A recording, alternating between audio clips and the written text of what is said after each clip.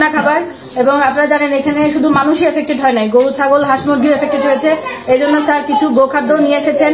এছাড়াও আপনারা জানেন এখন পানি কমে যাচ্ছে, এই সময় ডায়রিয়া সহ অন্যান্য যে ডিজিজগুলো হয় সেই ডিজিজের জন্য কিছু ওষুধপাতি আমরা নিয়ে আসছি এবং স্বাস্থ্যসম্মতভাবে বাঁচার জন্য আরো কিছু স্যানিটারি সামগ্রী আমরা এনেছি। তো এটা আমাদের খুবই সৌভাগ্য যে আমাদের মাঝে এত দূরে প্রায় আধা ঘন্টার মতো পানি জার্নি করে এবং অনেক দূরে রাস্তা জার্নি করে পায়ে হেঁটে অনেকটুকু জায়গায় এখানে এসে স্যার আমাদের সামনে এখানে এসে আপনাদের মাঝে যে বিতরণ করছেন এই জন্য আমরা খুবই গর্ববোধ করছি এবং আমাদের সকলের পক্ষ থেকে আমরা ডিসি স্যারকে ধন্যবাদ জানাচ্ছি এবং কৃতজ্ঞতা জানাচ্ছি।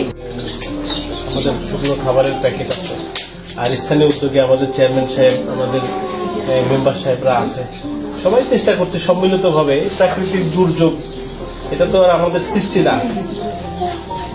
প্রকৃতি সৃষ্টি করেছে। যে কয়দিন থাকবে একটু কষ্ট করে চলা লাগবে, সবাই মিলেমিশে চলবো। যথাসাধ্যভাবে আমাদের যেটুকু সামর্থ্য আছে আমরা আপনাদেরকে ভালো রাখার চেষ্টা করবো। এটুকু মাননীয় প্রধানমন্ত্রী আপনাদের জন্য চিন্তা করেন, সর্বক্ষণ খবর নেন তিনি। মাননীয় প্রধানমন্ত্রী কেমন আছে, লোকজন খাবার পাচ্ছে কিনা, খাচ্ছে কিনা, কি অবস্থা, সবকিছু মিলিয়ে আমরা চেষ্টা করছি আর কি। দোয়া করবেন আমাদের জন্য যেন আপনাদের জন্য খাবার প্রয়োজন অনুযায়ী দিতে পারি। আমরা আপনাদের জন্য দোয়া করি, ভালো থাকেন।